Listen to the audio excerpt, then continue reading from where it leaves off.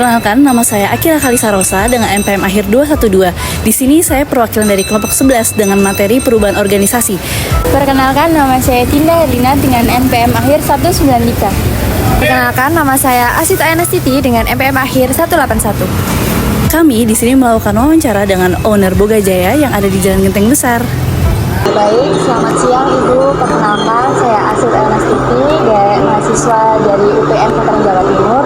Di sini saya akan mewawancara Ibu sebagai narasumber pemilik usaha oleh-oleh dari Boga Jaya. Mungkin bisa perkenalkan diri terlebih dahulu. Nama saya Bu Mario. Jadi saya adalah menantu dari owner toko Boga Jaya, yang dimana perusahaan keluarga. Baik, kemudian mungkin bisa dijelaskan mungkin di dalam toko Boga Jaya ini jual oleh-oleh apa saja nih Ibu kira-kira? Kalau toko Boga Jaya ini adalah oleh-oleh khas Jawa Timur sebenarnya. Jadi kalau mau cari oleh-oleh dari Jawa Timur bisa datang ke sini. Selain Surabaya, Sidoarjo, ya banyak sih macamnya seperti itu. Mungkin kita langsung masuk di pertanyaan pertama yaitu dari Bapak dan Ibu mungkin melakukan perubahan selama masa toko ini beroperasi. Kira-kira berapa penting dan mengapa perubahan organisasi itu perlu dilakukan dalam beroperasi usahanya ini? Oke, kalau perubahan kita memang mengadakan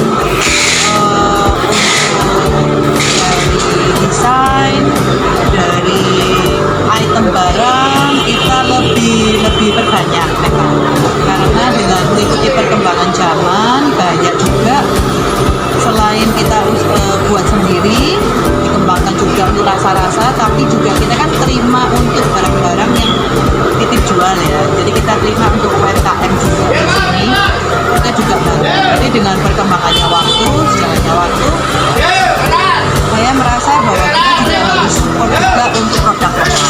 Kenapa? Karena itu juga membantu perekonomian negara kita juga. Jadi ya itu sih yang untuk perkembangan yang saya lakukan.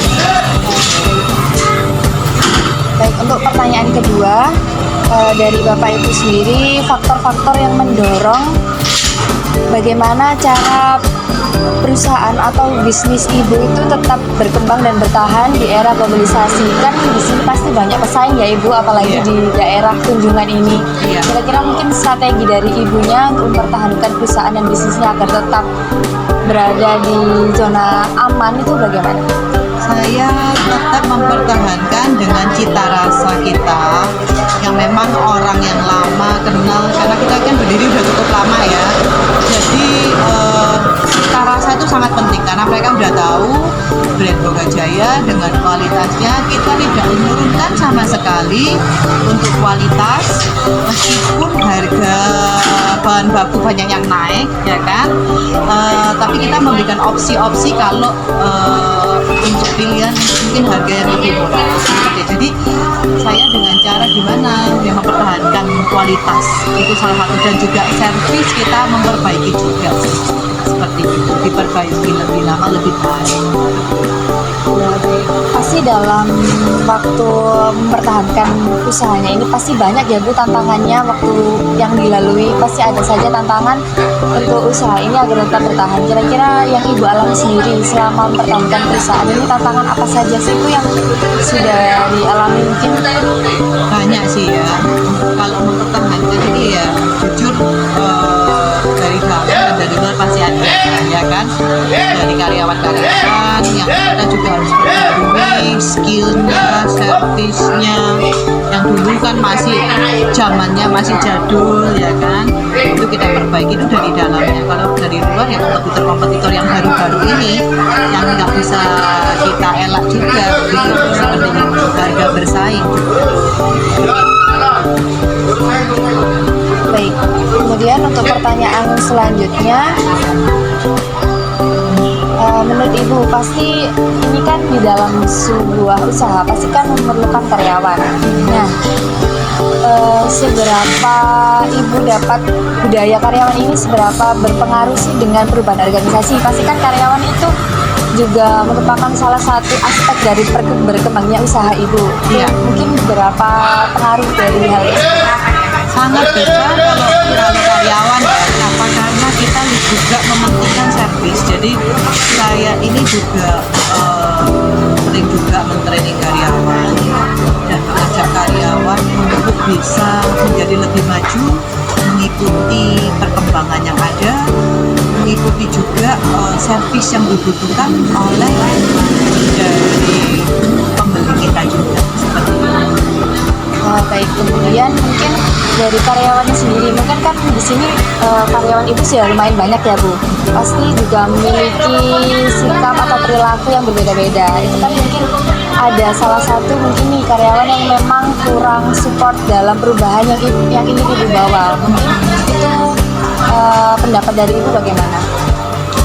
Kalau kurang support ya pastinya kita ada bagian yang untuk tim yang untuk memberitahu ya. Jadi kita ada tim PIC juga, yang dimana nanti kalau kurang support akan diberitahu harus ada perubahan dalam jangka waktu berapa lama, harus mengalami kemajuan. Seperti itu sih. Baik, berarti untuk mengomunikasikan perubahan kepada karyawan ini memang ada SDM-nya tersendiri begitu ya? Iya. Baik. Kemudian mungkin kita akan masuk ke respon konsumen nih Ibu. Pasti kan konsumen itu menjadi salah satu pengaruh yang besar buat perusahaan Ibu. Menurut Ibu bagaimana selama ini? Bagaimana konsumen itu menerima perubahan yang sudah Ibu bawa dalam usaha Ibu ini? Feedbacknya dari konsumennya, ya. Jadi sebenarnya kalau saya lebih ke arah karena tes yang sudah lama itu kita baru cepat mengembang, tapi kalau untuk yang baru-baru saya akan kembangkan juga, dan itu membuat pangsar yang sendiri sih sebenarnya.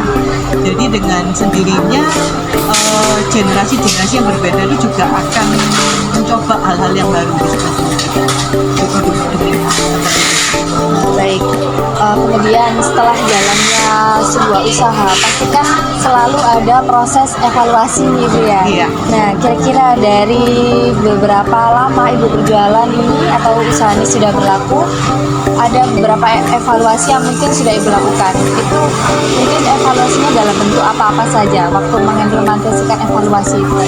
Tentunya nggak jauh-jauh dari omset ya. Kita akan melihat apakah produk ini bisa diterima atau tidak, itu dari omset penjualan, apakah semakin naik atau stabil atau gimana. Evaluasi sih masih dari situ sih, seperti itu. Baik, jadi mungkin ada beberapa evaluasi kemudian diperbaiki pada waktu beberapa selanjutnya begitu terus ya Bu untuk cerminan perusahaan. Iya. Baik, mungkin untuk pertanyaannya sudah dicukupkan dari sini saja ya Ibu. Terima kasih karena sudah bersedia sebagai narasumber dari perusahaan Bidang ini. Semoga usahanya selalu lancar selalu dan langgeng selalu ya Ibu. Terima kasih. Ya. Ya, terima kasih Ibu.